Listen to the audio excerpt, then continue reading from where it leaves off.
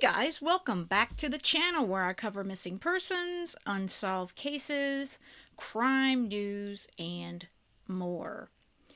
Well, there was a rehearing request motion filed last week on March 23rd by Tommy's defense team. It's about 16 pages long, and we're going to go through it. I do appreciate those that have been commenting on the case. It's a tough one. Again, this is a case that happened, in 1975, and we're talking, all these years, and despite Tommy making mistakes, as far as trying to get someone to take the fall for him and that sort of stuff, I still thought that this whole new DNA, all this new evidence would have, the judge would have granted him a new trial or something. But, you just never know what the judge is thinking. It goes to show that, everyone's different.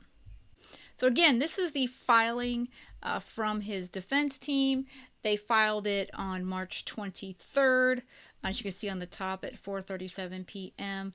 So I believe it appeared on the clerk's website the next day on the 24th. So I haven't gone through it yet. So I'm going to be going through it with you guys.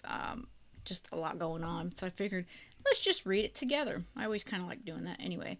So State of Florida versus William Thomas Zeigler Jr. And of course there's the case numbers right there. Defendant William Thomas Zeigler Jr., here on referred to as Zeigler, through his undersigned counsel, files and serves this motion for rehearing of this court's order denying defendant's post-conviction motion, hereby referred to as the order, pursuant to Florida Rule of Criminal Procedure, Rule 3.851F7. Introduction. Defendant respectfully moves for rehearing based on material facts he believes the court overlooked in issuing its order denying Zeigler's motion to vacate his convictions. It is undisputed that this is an extraordinarily complex case involving 4 murders and a record that is genuinely voluminous. In its order, the court summarized that record and set out its reasons for denying Zeigler's motion. However, the court's reasoning indicates that the court overlooked several critical facts that, when properly considered, compel a different result. First and most importantly, the court based its ruling on the premise that if Charles Mays, hereby referred to as Mays, did not kill Perry Edwards, hereby referred to as Perry, or the other victims, then Zeigler must have. See order at 37. If Charles Mays did not kill Perry, Virginia, or Eunice, defendants beating Charles Mays to death would not have been in self-defense. The court reasoned that since Mays does not have the victim's spattered blood, only Perry's saturated blood on his clothing, Mays was not the individual who beat and shot Perry. This conclusion ignores a critical fact, that the evidence in the case shows that Mays was merely one of at least 3 perpetrators who committed the murders. The evidence may well indicate that neither Mays nor Zeigler beat and shot Perry to death, but that would merely indicate, and indeed prove, that someone else did, not that Zeigler is guilty. The real perpetrator, then, is one of the other individuals present in the store the night that the murders took place. A fact that the court noted was at least possible based on the evidence presented. Indeed, the evidence in this case has always indicated strongly that multiple perpetrators were involved. As the court noted in the order, 28 bullets were fired from 8 different guns. 5 people were shot, and all of that activity took place in a large furniture store that would have made it extremely difficult for a lone gunman to control so many victims. All of that indicates that multiple perpetrators were involved rather than just one. Given multiple perpetrators, it would hardly be surprising that a different perpetrator, and not Mays, who was 5 feet 8 inches tall and weighed just 140 pounds, physically fought with and ultimately fatally shot Perry Edwards. And again, I think it's very possible that it wasn't Mays who fought with Perry Edwards. I agree with that. Indeed, Zeigler testified that he heard at least 2 voices in the store speaking about Mays. Those voices must have belonged to Mays' accomplices. The evidence indicates that those accomplices could well have been very witnesses who testified against Zeigler. Edward Williams, hereby referred to as Williams, and Felton Thomas, referred to as Thomas, going on. While the jury presumably found reasons to credit both witnesses' testimony during Zeigler's 1976 trial, they did not hear either witness account in the light of the DNA findings. Both accounts were inconsistent and gave rise to doubts. As the court noted, Williams was seen by his friend Mary Wallace at 7 p.m. the night of the murders, wearing different clothes than what he turned into police that evening as the clothes he claimed to have been wearing. See order at 27. Mr. Williams's clothes and evidence do not match Mr. Wallace's testimony about khaki colors, citing TT 2570-18 through 22571-7 and defense exhibits 11 and 12. Felton Thomas's testimony was similarly repellent. Felton Thomas's testimony was similarly repellent, with inconsistencies that a jury is entitled to consider in the context of the newly discovered DNA findings in assessing whether the evidence, viewed cumulatively, establishes reasonable doubt.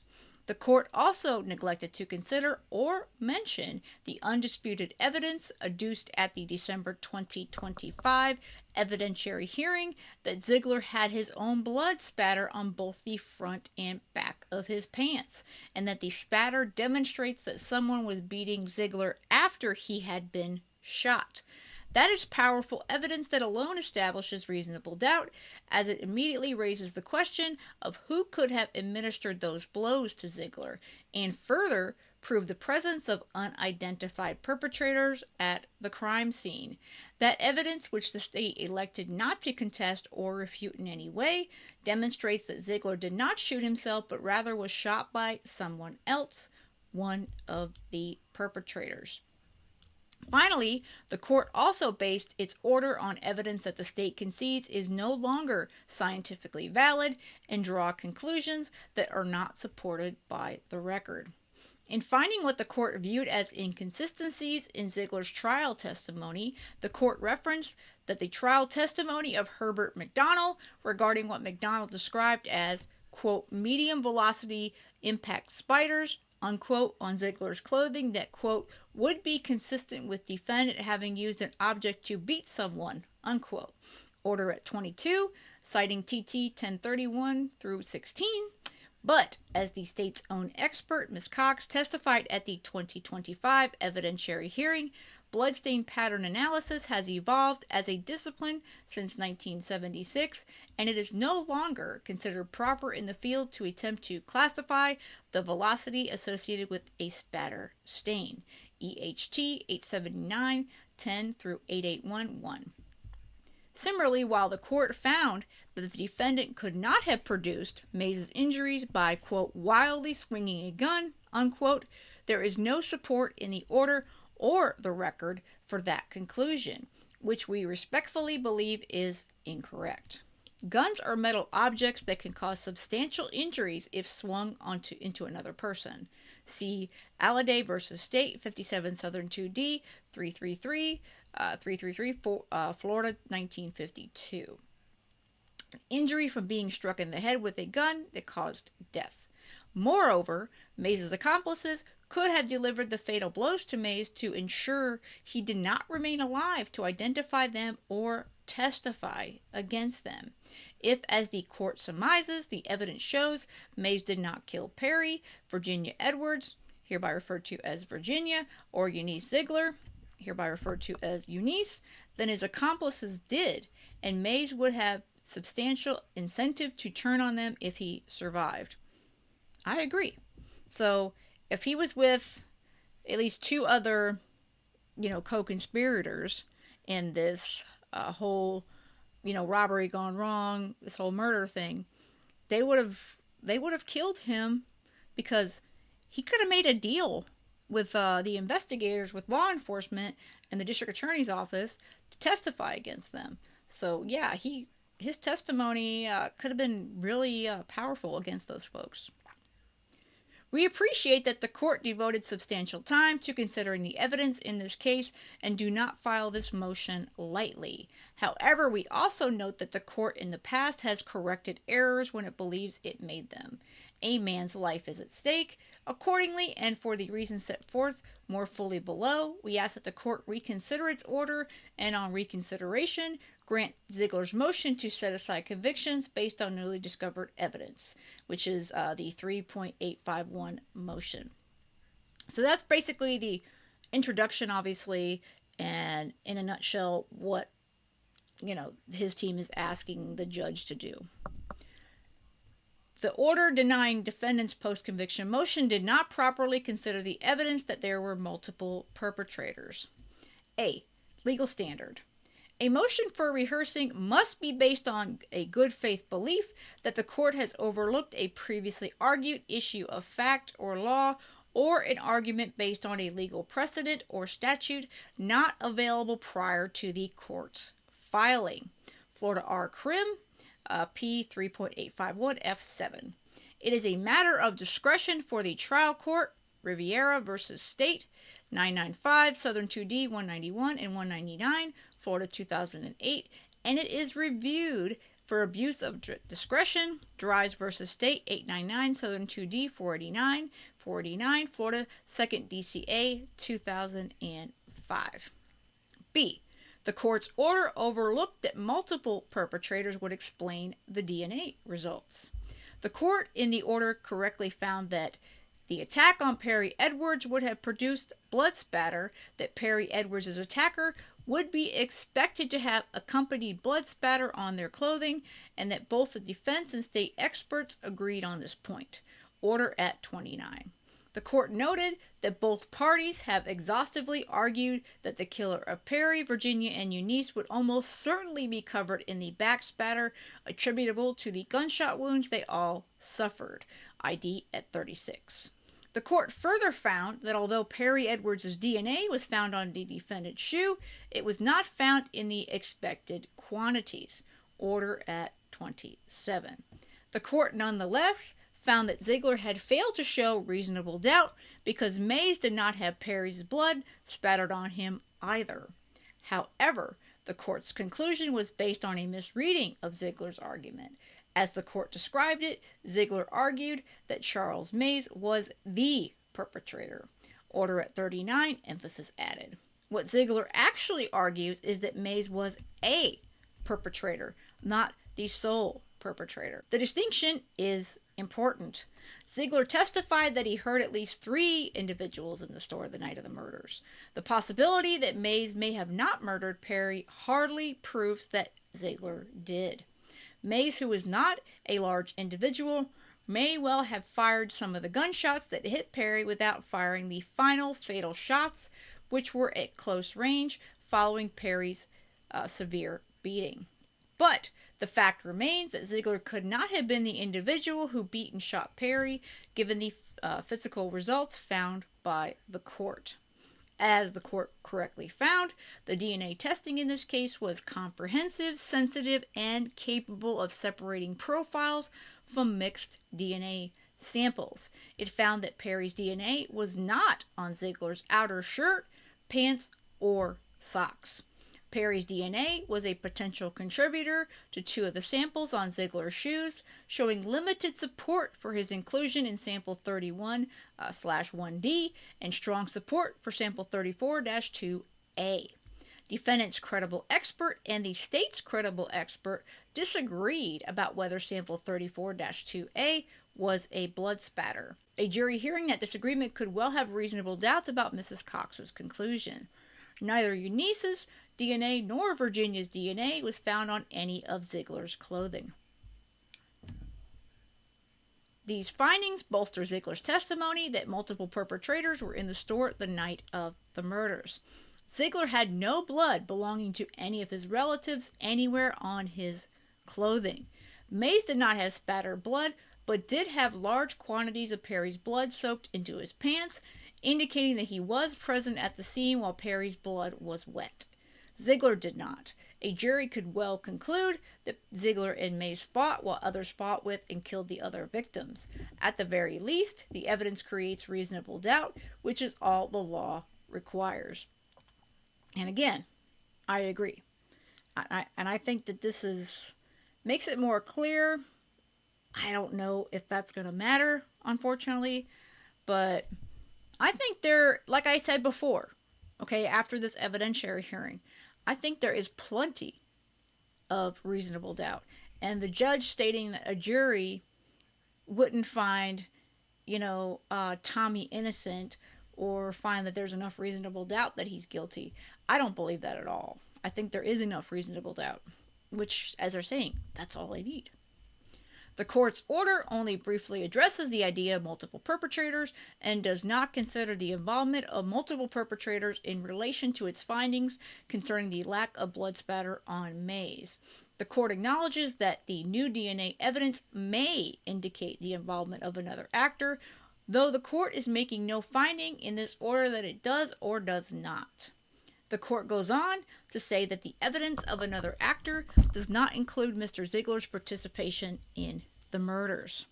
But it is a key finding of the order that the lack of blood spatter from Perry, Virginia, and Eunice on Mays means that he was not involved in the murders, and therefore Zeigler's struggle with Mays was not in self-defense. This key finding fails to take into account that there were multiple perpetrators in the store the night of the murder. C. The evidence suggests there were multiple perpetrators. Zeigler has consistently argued that there were multiple perpetrators of the murders committed on Christmas Eve, 1975. CIG defendant's written closing argument at 34. Zeigler testified he saw two blurs, one tall and one short. Defendant's 2003 motion to vacate convictions based on newly available evidence at 2, 3.851 motion at 2, explaining that Zeigler has always maintained that the murders were a result of a botched armed robbery committed by Mays and at least two of his associates. There is substantial evidence that supports this theory. At least 8 different guns were used, which strongly suggest involvement by multiple people and not a lone gunman. Yeah, so Tommy would have 8 guns? Why? Why would Tommy have 8 guns to commit this alleged fake robbery situation and murders? Why? I could understand 2, maybe, but why would he have 8 different guns? Yes, Tommy owned a lot of guns, but 8 guns? Come on now. From those 8 guns, 28 bullets were shot. The bullets were found all over the store, although law enforcement investigating the scene failed to adequately mark where they removed the bullets. The physical residue evidence also shows it is very unlikely Zeigler fired all the guns. Zeigler had no gunshot residue on him. Mays, by contrast, had residue on both the palms and backs of his hands and in fairly high quantity. Further, each gun was wiped clean, except for a partial print on one gun, which the technologist photographed before destroying the photographs as useless. But the FBI destroyed the prints, which Florida's Sanford Crime Laboratory fingerprint analyst considered to be not good practice. Yeah, why would you destroy evidence? Why? And the whole story that, the other actors here, when they're saying, oh, well, Tommy took us to the orange grove fields and told us to fire these guns to get our fingerprints on them, then why would they be wiped clean if he was looking for their fingerprints? It doesn't make sense. That partial print, along with other partial prints recovered at the scene, could have been analyzed for elimination and to corroborate Zeigler's account. And wiping prints off the guns is entirely inconsistent with Thomas's Orange Grove story, as detailed further below. There you go. The killings of 4 victims at the scene strongly suggests multiple assailants. To convince the jury that one man was able to murder 4 people in one place in one evening, the state claimed the evidence proved the sequence of events. Defense written closing argument at 17. The new DNA disproves this, as the state has conceded. Were you able to form an opinion as to whether Virginia Edwards and Eunice were the first to die, so to speak, or be injured in this, followed by Perry Edwards and then Charlie Mays? Answer: I can't assign a sequence. Remember, the defense experts, the state's experts, they couldn't say who was killed first. They don't know. They have no idea. Also, to argue that Zeigler had motive to kill all 4 people, the state put forward a complicated theory of an insurance payout with a staged robbery and then a reaction to the in-laws arriving unexpectedly, which allegedly was the result of, unfortunate for them, happenstance. But Zeigler had no motive to kill his in-laws. The fact that they were killed, along with 2 other victims, points much more strongly to Zeigler's claim of multiple assailants than the state's claims of both detailed planning and last-minute confusions.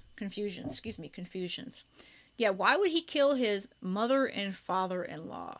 If you go by this whole theory that he got this life insurance policy on his wife, Eunice, and he killed her. Okay, this is the theory, of course, the state has put out there. Oh, he killed her to get the life insurance policy. Well, then why would he, have his mother and father-in-law there and kill them? What does that do? It doesn't make sense. The newly discovered DNA evidence further supports that there were multiple perpetrators. As the court identified, both parties have exhaustively argued that the killer of Perry, Virginia, and Eunice would almost certainly be covered in the backspatter attributable to the gunshot wounds they all suffered.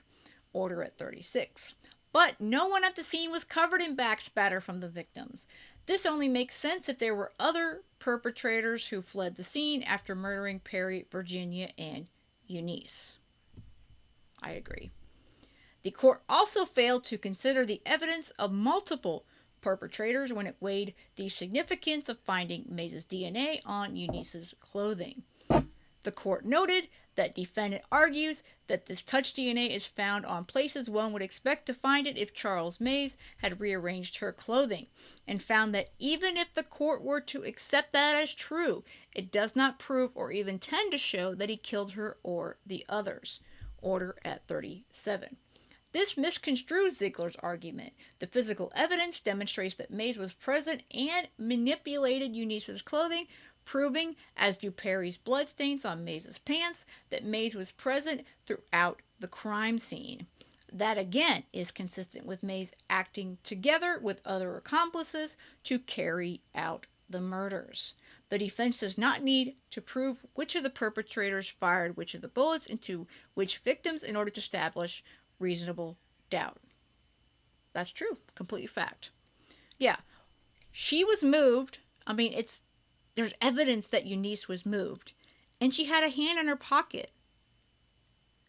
That just never makes sense. And I know a lot of you that have followed it, that just never made sense to me, and I know for you guys as well.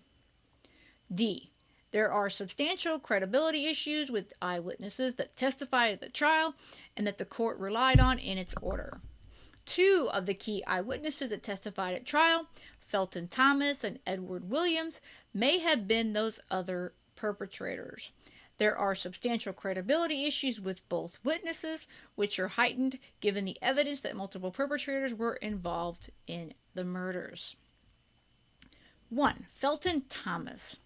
Thomas saw a large police presence at the furniture store, chose not to speak to the police at that time, and instead got a ride to Orlando, and upon seeing a police officer at a restaurant, reported his story about what happened at the furniture store to the police officer.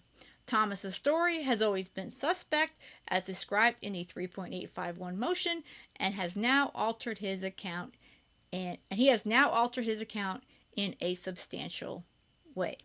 Yeah, why would he wait? Why would he get a ride to Orlando from Winter Garden, Florida, okay?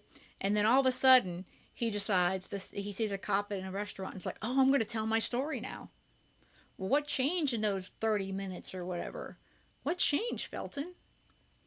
Thomas testified that he went to the furniture store with Mays, 3.851 motion at 21, citing TT 1151, 3 through 9, and that they then got in Zeigler's car and drove to an orange grove where Zeigler had them remove guns from a bag and fire them out the car window. They then returned to the store where Zeigler had to climb a fence and attempted to break into the store because the person with the keys had not arrived yet. Yeah. Zeigler then gave up on breaking in and drove himself, Mays, and Thomas to his house to get a key and then returned to the furniture store. Thomas decided to leave rather than enter once they arrived back at the store. Why? Why would Tommy do that? That doesn't make sense to me. He's like, oh, somebody's supposed to bring me a key. Okay, this is Christmas Eve. The store's closed. There's so many things about that story. In addition to the Orange Grove stuff, it doesn't compute, guys. It just doesn't compute. There were numerous issues with Thomas's testimony. He identified Zeigler's car as a 2-door car. Although Zeigler was driving a 4-door car, he testified that Zeigler told him and Mays that the guy who was supposed to own the furniture store hadn't gotten there yet. Yeah. When Zeigler himself was the owner. So yeah, why would he say that? That's a lie. I mean, come on. Tommy owned the store. It was his family's store. And his testimony about shooting guns at an orange grove, which the state argued was in order to get Thomas's fingerprints on the gun, does not make sense in the light of all the guns being wiped clean of fingerprints. Why would you go to all the trouble to get someone to fire a gun, to get their fingerprints on it, and then to wipe it down and then put it at the scene? Doesn't make sense. Further, Thomas testified that they drove Mays' truck beside the store to the back when there was actually a concrete wall that would have prevented them from being able to do that. So many things that he said just don't make sense. He's not a credible witness at all. Further, Thomas has since changed his story about what happened at the Orange Grove. He now adamantly denies shooting a gun out the window, which was the only purpose for which Zeigler allegedly drove him and Mays to the Orange Grove in the first place. Yeah, because he knew that didn't make sense. I mean, what his whole original story was just so full of crap. 2. Edward Williams. Williams went to the police the night of the murders with a gun used in the crime and clothing that was likely not the clothing he had on earlier in the evening. As discussed in depth in the 3.851 motion, Williams' testimony was highly suspect. Williams testified that Zeigler attempted to shoot him, and when the gun did not fire, Zeigler handed him the pistol, got down on one knee, and begged him to come into the store. Williams put the gun in his pocket, refused to enter the store, climbed over the fence surrounding the store, and ran away. Yeah.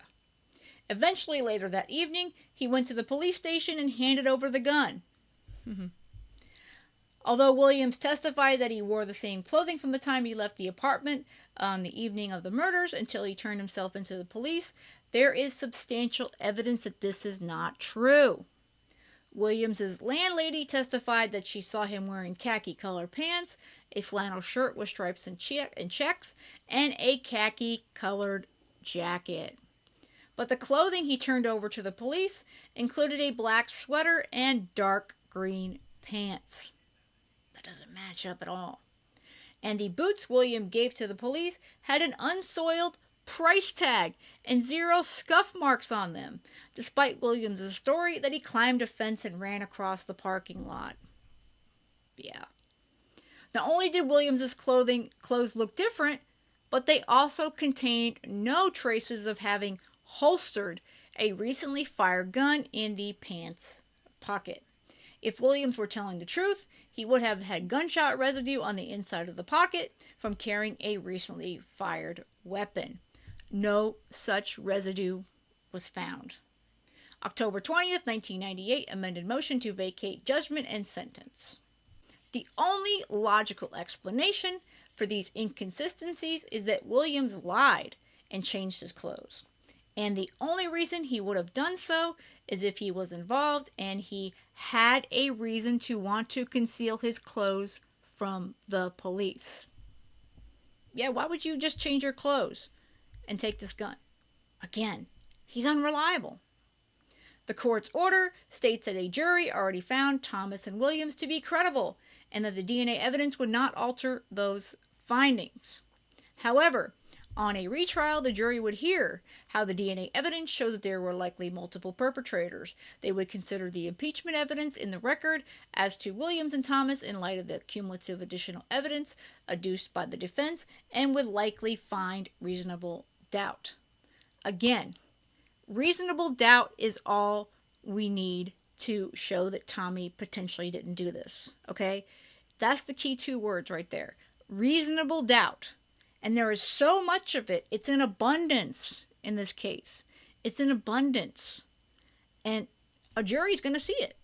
But they are not, Orange County in the state of Florida is not giving Tommy the opportunity to have this heard by another jury so that there is reasonable doubt found. Because a jury, if they were to hear it today, they would be like, I don't know. And, you'd have enough reasonable doubt to show that there were multiple perpetrators, like they're stating, and that Tommy is innocent. 3. The court did not consider the undisputed evidence that Zeigler did not shoot himself. Another piece of critical evidence that the court did not consider or mention in the order is the undisputed evidence that Zeigler's own blood is spattered on the front and back of his pants. The undisputed evidence is that these spatters are impact spatters caused by someone beating Zeigler after Zeigler was already bleeding. As the court found in the order, Zeigler had a single through-and-through gunshot wound to the right side of his abdomen. While Zeigler also suffered a number of other injuries, none were open wounds that would have bled openly in a manner that could produce the spatter stains evidence on Zeigler's pants. Zeigler had a contused area on the right occipital region of his head, but there were no lacerations or abrasions there. He had a small abrasion on the front part of his right leg and a small area of intramyosis. I know I'm saying that wrong. A black and blue area over his left kneecap, and there was also a superficial, non-bleeding abrasion on his left cheek. None of these were open wounds, so none could have produced liquid blood that was found spattered on Zeigler's pants. Nor could Zeigler's gunshot entry or exit wounds, as Mr. Eichenblum explained. EHT explaining that the blood spatters on Mr. Zeigler's pants coming from his shooting would not be logical because the spatter would go towards the shooter and not toward his own clothing. The state did not contest any of this evidence. They opted not to ask Mr. Eichenblum a single question about his conclusions, all of which were described in his report and as to which they asked questions during Mr. Eichenblum's deposition. Nor did they elicit any contrary testimony from the state's own witness, Miss Cox. To the contrary, Miss Cox confirmed that bloodstains found to contain Zeigler's blood were indeed spatter stains. Question. Okay, and your assessment of those stains was that those were spatter stains, correct? Answer. That's correct. These findings are critical and should be considered by the court.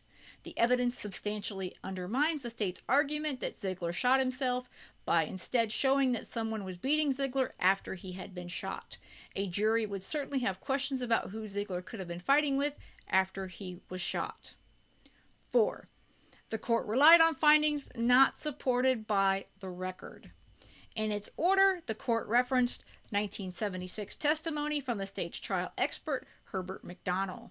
The court noted that McDonald testified that the front of the defendant's outer shirt had spatters of blood called medium velocity impact spiders.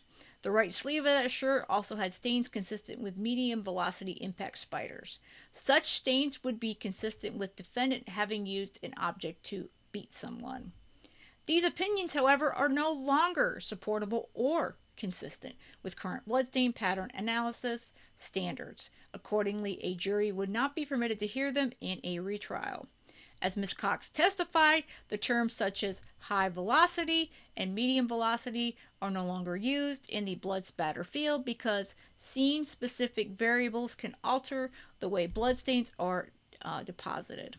For example, Ms. Cox explained that mist-like stains can come from a beating applied with enough force, while if a projective goes through an intermediary prior to hitting its target, its acceleration may decrease substantially, impacting the type of spatter created.